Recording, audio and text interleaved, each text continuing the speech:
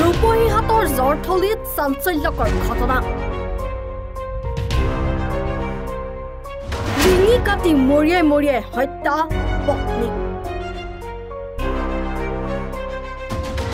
হাত ভৰি বান্ধি মুখত শিলেৰে প্ৰহাৰৰ অভিযোগ। 4 সন্তানৰ মাতৃ সাবিনা ইয়াসমিনক হাত ভৰি বান্ধি মুখত শিলেৰে নিৰ্মমভাৱে প্ৰহাৰ কৰি ডিঙি কাটি হত্যা কৰাৰ অভিযোগ স্বামী খাইৰুল ইছলামৰ বিৰুদ্ধে। ঘাতক স্বামীয়ে হত্যা কৰি পলায়ন কৰে। বিয়া হোৱাৰ পিছৰে পৰা চলি আহিছিল স্বামী স্ত্ৰীৰ অন্তৰ্কন্দ। এইবাবেও ৰাইজে মীমাংসা কৰি দিছিল স্বামী স্ত্ৰীৰ বিবাদ। নিষ্ঠুৰ পাষাণ স্বামী খাইৰুল ইছলামে 4 সন্তান থকাৰ পিছতো নিৰ্মমভাৱে হত্যা কৰাৰ অভিযোগ পত্নী। ঘটনাক কেন্দ্ৰ কৰি চেপা উত্তেজনা বিৰাজ কৰিছে অঞ্চলজুৰি। এইপিনে ঘটনাস্থলীত ৰূপহীহাট আৰক্ষী আৰু কলিয়াবৰ মহকুমা আৰক্ষী বিষয়া উপস্থিত হৈ আৰম্ভ কৰিছে তদন্ত। হত্যাৰ বলি হোৱা সাবিনা ইয়াসমিনৰ পৰিয়ালৰ দাবী ঘাতক স্বামী খাইৰুল ইছলামক ফাঁচি দিবলৈ।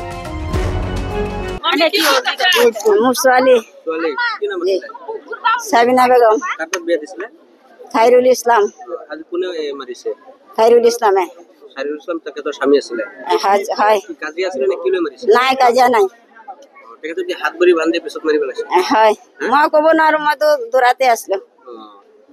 আগতে কিবা কাজিয়া আছিলে? নাই আগত কাজিয়া নাই। কাজিয়া নাই। ল'ৰা ছোৱালী কি? 4টা।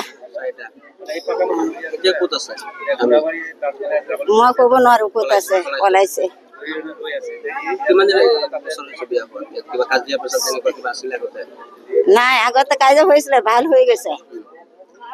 ভাল হৈ পেলাই আমাৰ ঘৰত আছিলে 1 মাহ মান থাকি পেলাই পাছত আহিছে, জামাই আনিছে। কেছ কৰিছে ৰোজাৰ আগত।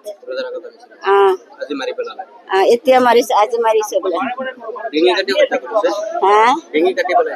মই ক'ব নোৱাৰো, মই দেখাই নাই এতিয়া কিছু হয়েছে, আমি দেখছি না। এটা হেরিয়ে ডাক্তার কইতেছে কাকিমা দেখ হয় আমার জানি কি হয়েছে। বাদা আমি হেবার বেডে একটা লইয়া হেরে আমি কই আনছেন যাই দেখি নত মানুষ খার রয়েছে। বাদা লইয়া হেরে বাদা আইসি আইতে সেরি কইতেছে আমার মারাচ্ছে। বাদা আমি আর বড় গেছি না, ইয়ান থেকে হে বেডে লইয়া হেরে গেছি গা। বাদা হে মানুষ টানুষ আইসে এনে আমি জানি আমার আগলা বাড়ি আগলা ঘর আগলা বাদে খাবার সব। হ্যাঁ হ্যাঁ নাম সাবিনা ইয়াসমিন খাইরুল ইসলাম। হ্যাঁ তো কইতারি না, আমি খালি নেই জানি। সোগলি গাঁও জিওমারি যিজন মাৰ্ডাৰ হৈছে তেখেত মোৰ ভতিজী হয়। বিয়া দিয়াৰ পাছৰে পৰা কেচকাল 10টা মেল মাৰিছো। এই জোৱাইটো যে বহুত খাতৰা, বহুত বুজাইছো, বহুত টকা পইচা দিয়ে সহায় কৰিছে। মোৰ ডাঙৰ দাদাৰ জীয়েক হয়, তেখেতো মৃত্যু হৈছে। অলপ দিন আগতে এটা কেচকাল হৈছিলে, মেলত মীমাংসা কৰি আদালত দি দিছো। আজি এনেকুৱা ঘটনা কৰাত আগৰে মেলৰ এনেকুৱা ৰূপ লৈছিলে।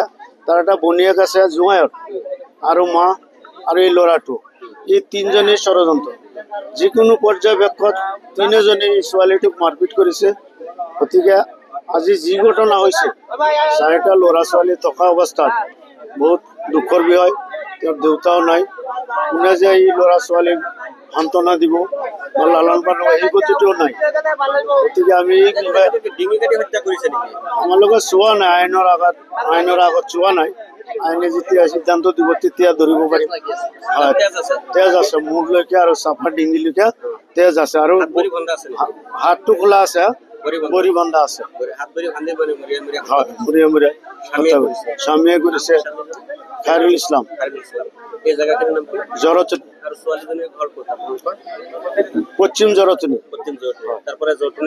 বিয়া দিছে, কেচকালি চলিছে, মাৰি পেলাইছে।